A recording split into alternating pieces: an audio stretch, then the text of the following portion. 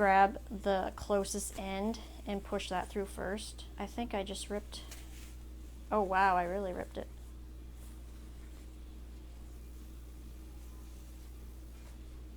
This is a DIY fail. So everyone, as you can tell from that little past clip on the first attempt of me doing a DIY for menstrual pads, it was a complete failure. Not some, well, yeah, I mean, that pad was toast. It did not turn out the way I wanted it to at all. So, attempt number 2 at my hopefully easy to understand simple tutorial on how to make reusable pads. Alright, so I have learned a few things since that last attempt, so hopefully it has been going much smoother. So I have one made, which looks a lot better. I do have a different design, a different pattern. I found it on Etsy, and I will post the link for it down below. It is by a lady. The group, her store is called Versodile, I think that's how you pronounce it, I'm not sure. But I wanted a pad that was not curved, no curves, because they are my kryptonite. I don't have the patience, I don't have the patience for curves. I just don't. So I was looking for one that was straight lines. It doesn't really matter that it kind of doesn't, you know, curve to your panties or whatever, but this is actually my second one I made. I made a thin one for myself for overnight use during my period, and it worked great. I didn't have any leaks anywhere. I wanted to use it for backup because I use a cup, and it worked great. So this is technically my second one I made in this pattern, and it's pretty good. Now this one is for a shoebox, so it's a little bit thicker. The one I made for myself, I only had a few layers of, I think it was flannel inside for the core. I know I didn't need very much of an absorbency since it was just for backup. So these ones, a little bit thicker, but still they're not really thick. Like, maybe I should make them thicker for the girls, but I think they'll be okay otherwise. I did a pretty good job on this one. I'm actually quite surprised how it turned out. So I'm going to show you a pattern I found on Etsy. So this is called the Tessa pattern. When you buy it and download it, you get a lot of different inch sized pads that you want to make, that you can make, and then you just print off which size you want, and then you print off the wings. There's two different kinds of wings. There's this one, and then there's a totally pointed one, and then you print off two actually, to cut out one to cut out your core, and one to cut out your full pattern. And then you cut it. It's actually like this when you print it off. So you cut the lines and then add your wings and then tape it both together. This is really, really nice. So this line is, maybe that is your sewing line.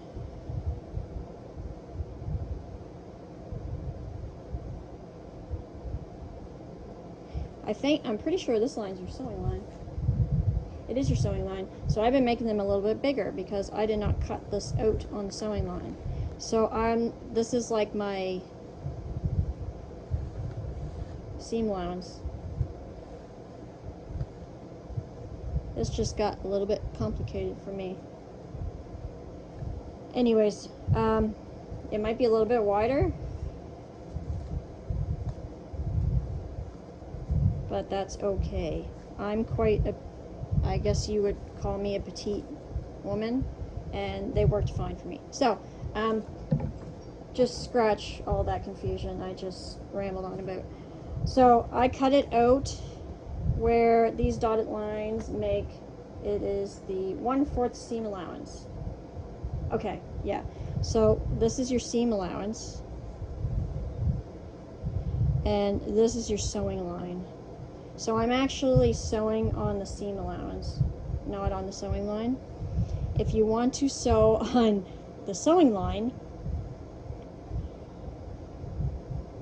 you would have to make another one of these and cut it to the sewing line. So, but I think it's good to, and I'll show you here. See, I cut these out like this.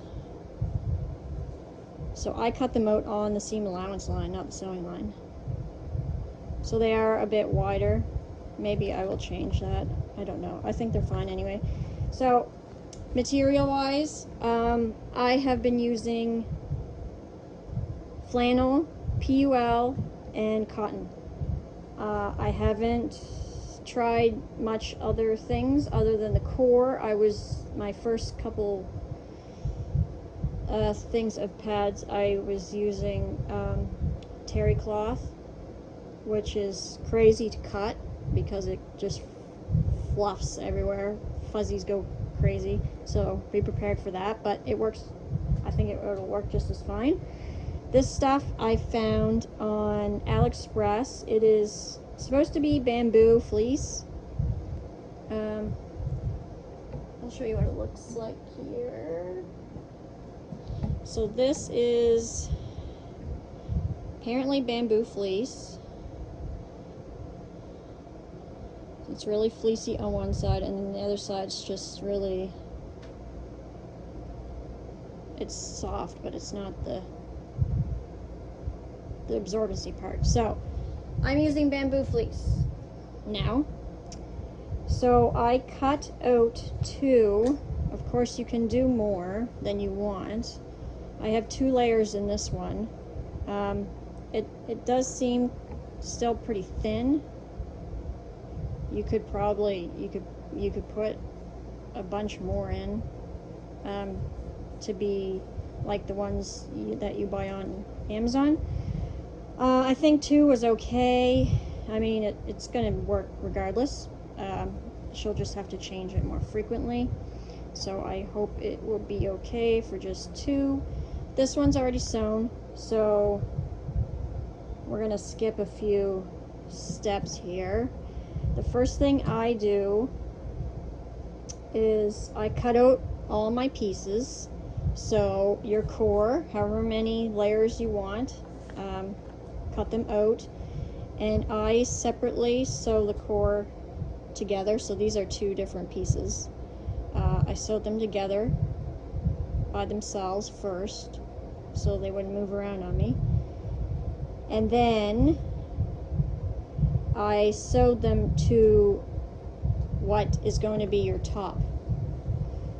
Now I have watched many videos and tutorials on how to make reusable pads, and I really don't get why they're making them to that the cotton goes up against your lady parts. To me, it makes the most sense that the dark brown is up against you, because you're not going to notice the stains as much if you can't get the stains out. I actually have liners that I made, and it's with the lighter brown flannel, and as soon as I'm done with one, I rinse it out. I go like this, rinse it underwater, and they come out Sometimes there's still a little bit there, so I leave them in a little container with cold water, but the stains are coming right out. They don't stain really bad, but when sometimes they will leak down here and they'll get on the back of this, and it's definitely is harder to get unstained. So I don't understand why they're making your pretty fabric to go against you. It doesn't make sense to me. The flannel side is softer and dark brown. You're not going to see the stains as much. So that's how I'm doing it mine. So the pretty side is on your outside of your pad.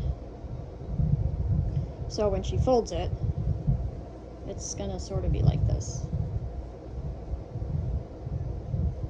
And when she unfolds it, this is what goes against your skin. It's soft, you know. So anyways,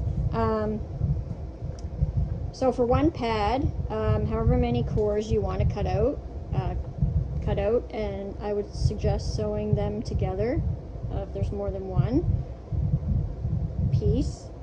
And then, since this is the material, the flannel I am using for against them, I sewed my core to it.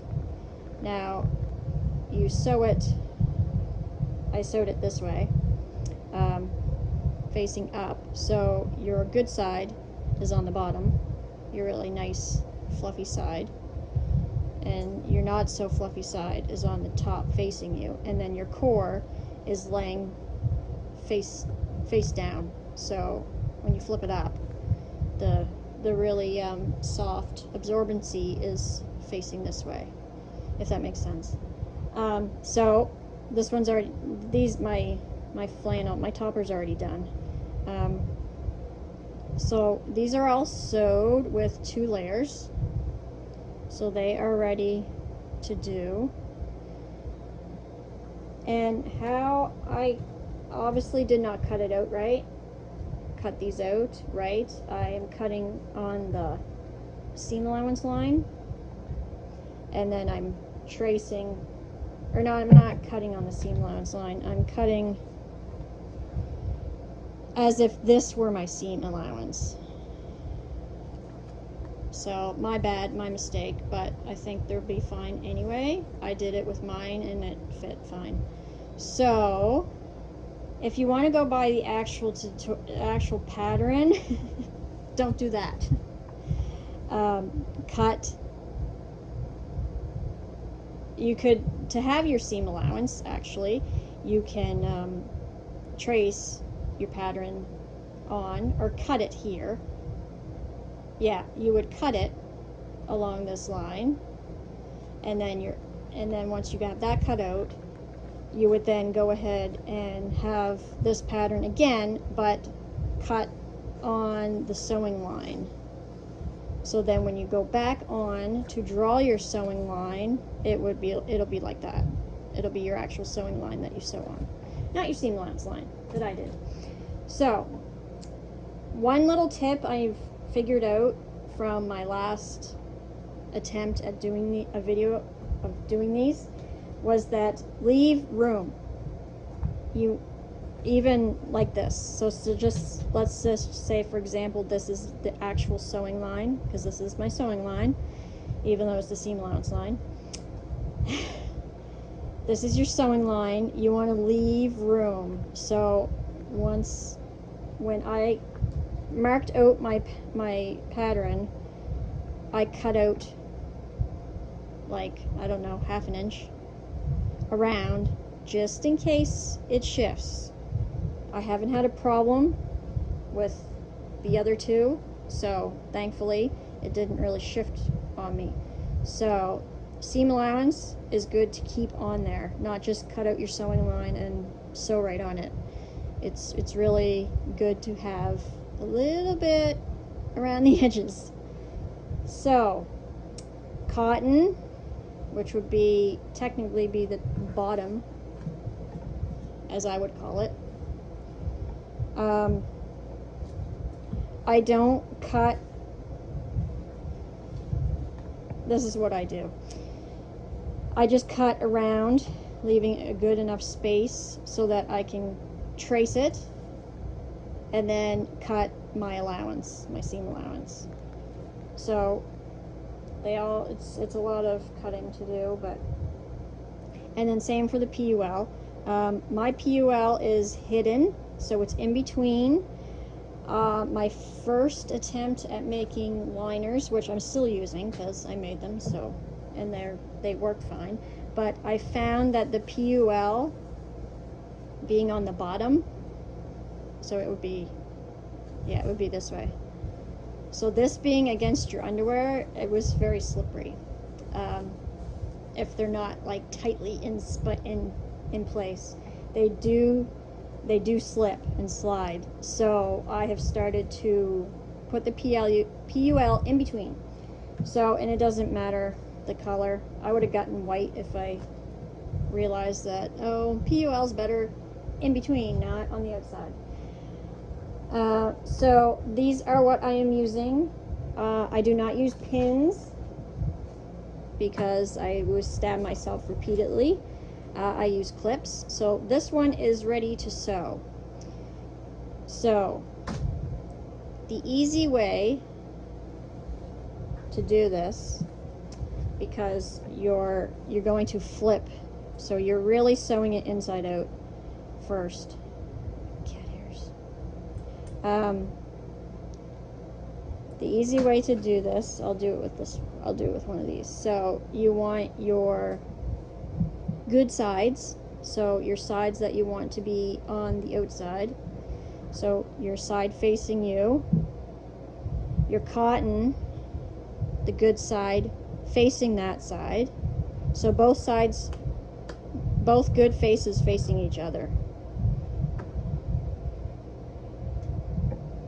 And then your PUL is going to be on the bottom.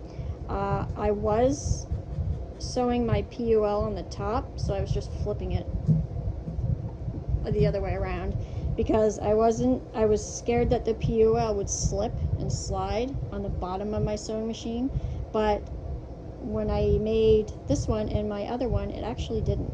It worked fine. I was pleasantly surprised. So your PUL, your shiny side is going to be facing down. So we're going to sew it this way. So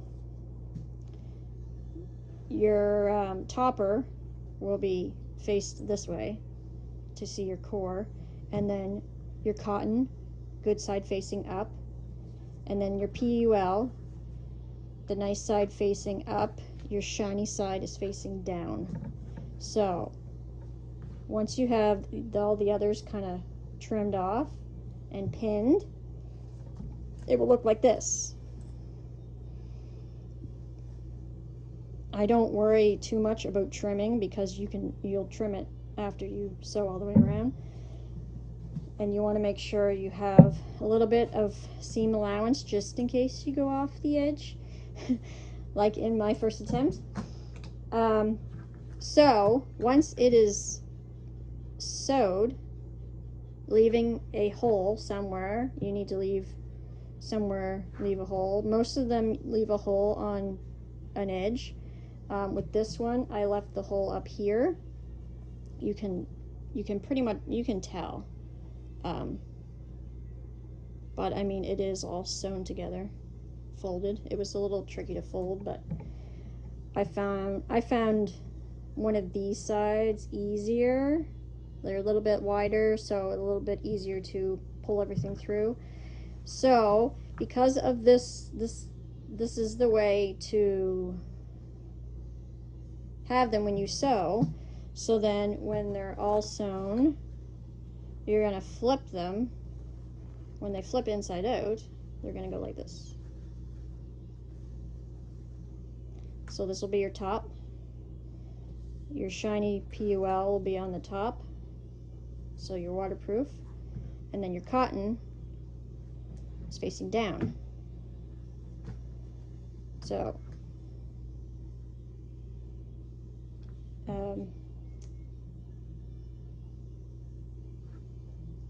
So topper, which I'm calling a topper because it's the top that is the top that goes against you, and then you flip it over, pretty cotton on the back. So I'm going to go ahead and sew this one since it's ready, and I'm going to try to show you me sewing it, but I'm going to speed it up like, you know, everybody else does because it's cool. Okay, so I forgot to mention, to draw on your pad, on your material, so you can see where to sew. I just have these. You can use chalk. I've never tried the chalk. You can do a washable marker. I got these on Amazon. They are disappearing fabric pens. They're supposed to disappear with heat when you iron. They seem to work really well. They do look kind of like chalk or paint. But that's what I use. I think you get different colors with them. I don't know where the things, oh, here they are. So you get like 4 pen holders, and then all these black, white, red, and blue. I've only used black and white, just because it's easier, depending on.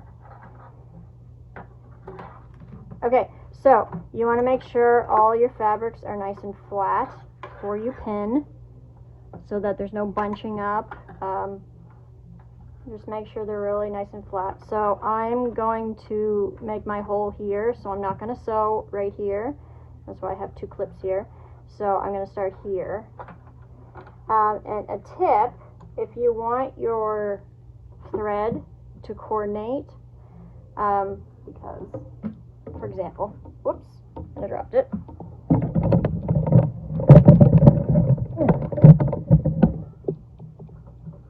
I'm sewing the top, which is brown. So, little tip, I forget where I found it or heard of it. Your topper thread, which is up here, can't see because I'm zoomed in, but your top that's up here, have it brown if you want it to match. Your bottom bobber is going to be your bottom thread, which is actually your PULs here, but for now, but that's going to be flipped. And I have a dark purple for this one, so they match up. Just a little tip in case you want to be really coordinated. So top, bottom, top thread, whatever you are sewing on the top, brown, brown. Bottom thread, what's going to be on the bottom. So here we go. I'm going to back stitch.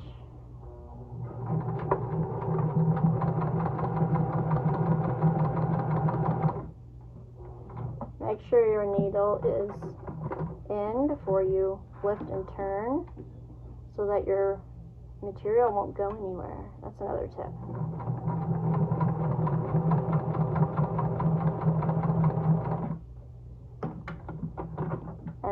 And just follow the line. Move. So, turn, follow line.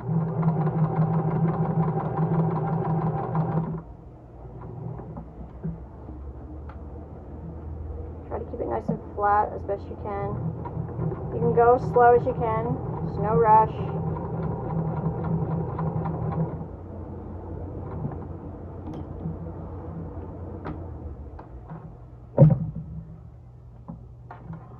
A little there.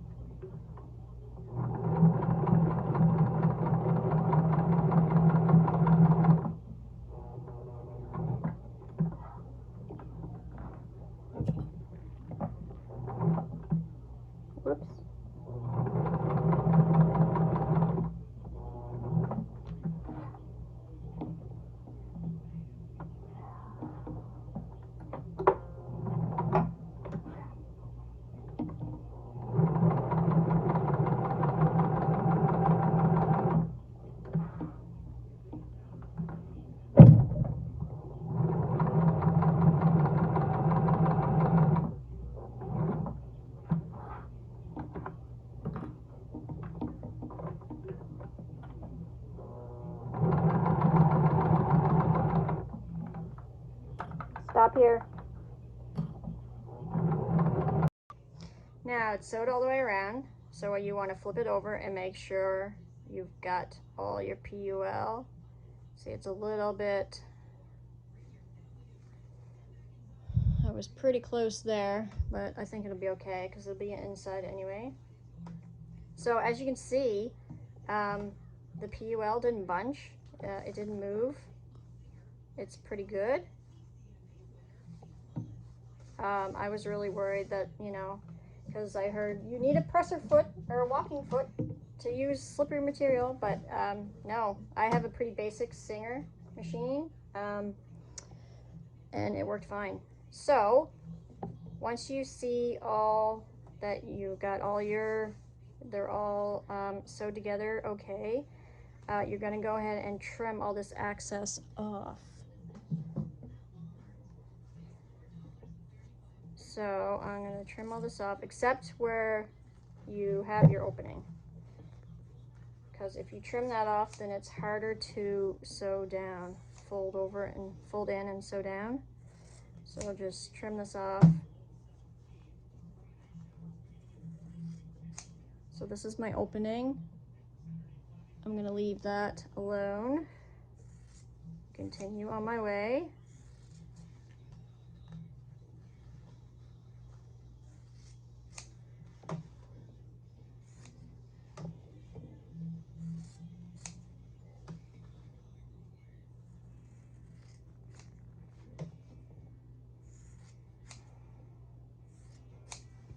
Now, the tip is to clip the corners here without clipping your stitch, your thread.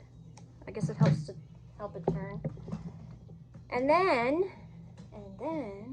we turn it right side out. So you want to find your opening. So you have, now you have your PUL here, your cottons here, and your nice flannel. So you want to turn it so that your PUL and cotton are turning together and your flannel is turning that way. So take your time.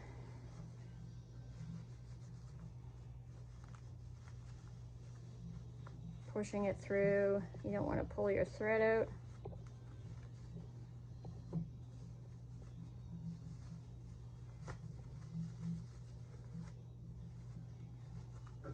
And I use, I think I do have a knitting needle somewhere, but I use a pencil to push the rest out. I just use the end of the eraser. It has no eraser anymore, but, and then I just go in and push the edges out better.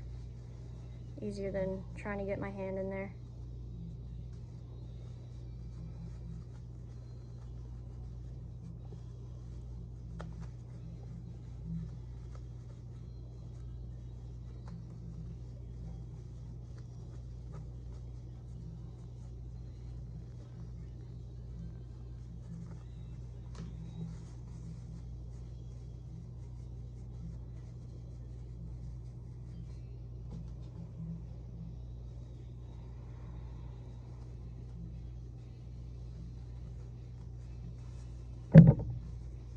So you should be left with the top, actually the bottom, technically the bottom, looking like this. Top looks like this. You have your opening here, so you're going to fold it down and try to just line it up as best you can.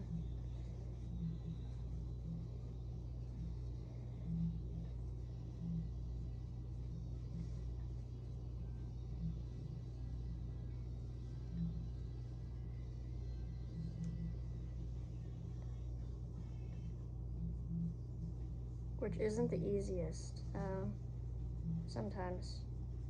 Maybe that's why a lot use the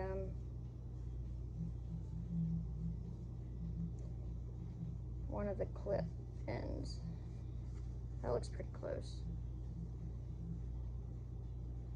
So inside you have your flannel on the outside, and then you have your PUL You're waterproof, as you can, I don't know if you can see it or not, but your core is here, your PUL, and then your cotton. We're gonna tuck that,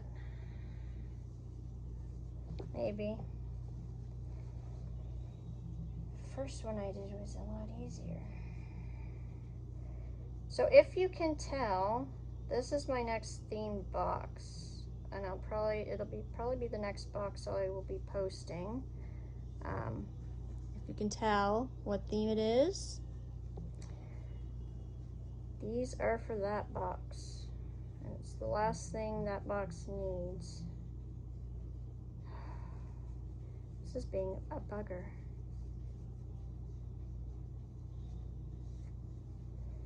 So once you get it,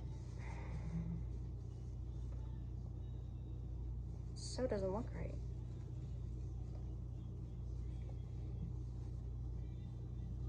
I'm going too far up, too far down.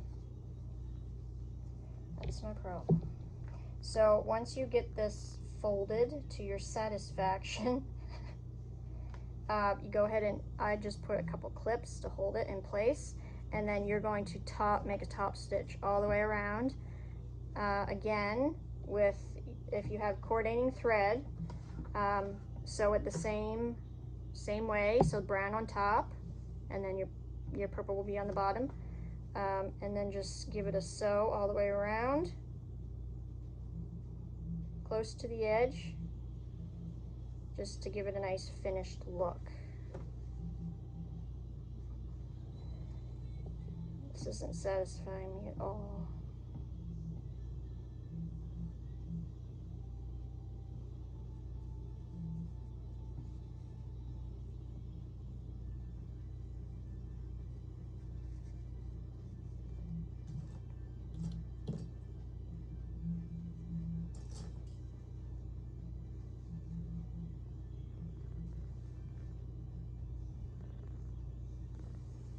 And we're going to go ahead and sew. Close to the edge.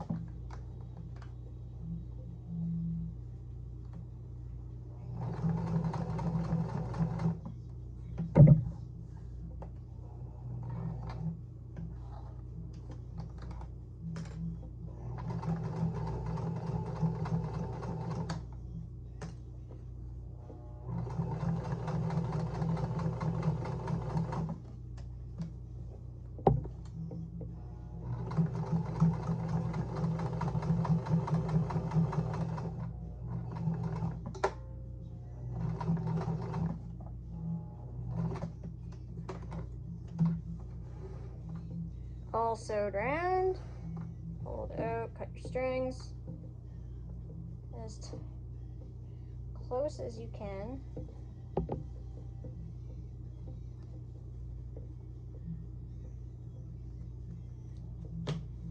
So there is my pad.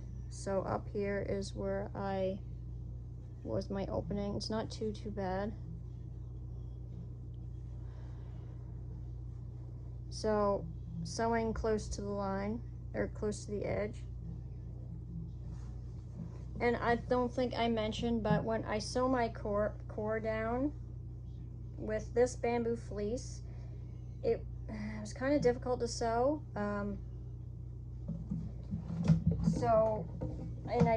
And I thought maybe it would shift in the pad, even though it's sewed down all along the edge.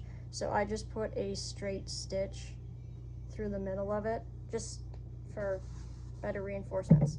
So this one actually doesn't need, you can iron them down if you want. This doesn't, it's a little bit wrinkly, but maybe I will iron it. But for my previous one, you can still see some, I thought you could. No, wait, they're gone. No, right here. You can still see some of my marks with my disappearing ink. So I'll probably iron that out a little just to get rid of it. So then all you're ready, all you need now is your snaps or Velcro, and I use Pretty Snaps. So get your handy dandy snap tool. I just got this off Amazon. It was a set. It came with all these snaps, all kinds of colors. I love it. So pick out your color. I think this one looks closest to the purple, so I'm going to use that one.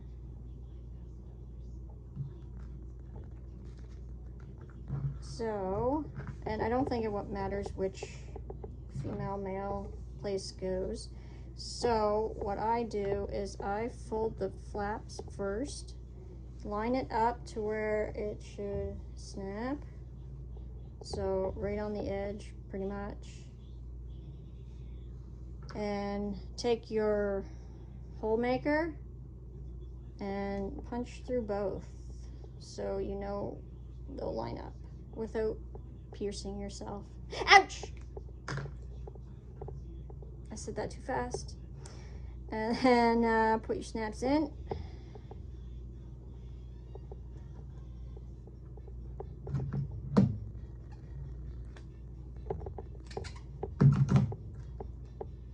So this one goes this way.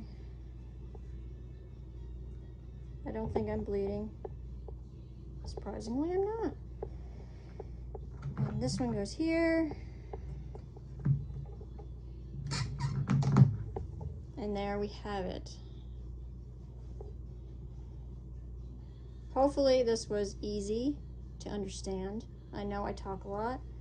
So when she uses this, she will snap it this way in her panties. So this will be up, this will be the back. It does seem a little bunchy, but. And after she's done using it, that's the way it looks. Oh, that looks a lot better than my previous ones I made. Look how cute that is. I made that. Holy Hannah. Isn't that the cutest little reusable pad packaged in a neat little square you've ever seen? Wow. There's some threads. So that one's done, and I'm super impressed. I hope it helped anyone who has never made these before. Trust me, practice. The more you do, the better you will get. This is, I don't know what number pad this is that I have done. Maybe the 12th, the 13th one. I did a bunch of liners for myself, but they don't really count because I didn't really have a core in them. I didn't need a core, but. So this is pad number 2 for this girl, complete. Hopefully I didn't miss anything.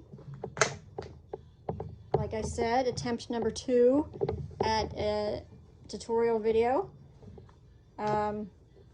Thoughts, suggestions, we could take a vote for attempt number 3 if you want, and I could try to talk less, but I can't promise that at all. So I'm gonna continue on. These ones need snaps. This one needs snaps, and then I have 3 more to go. I decided to make 5 per box. So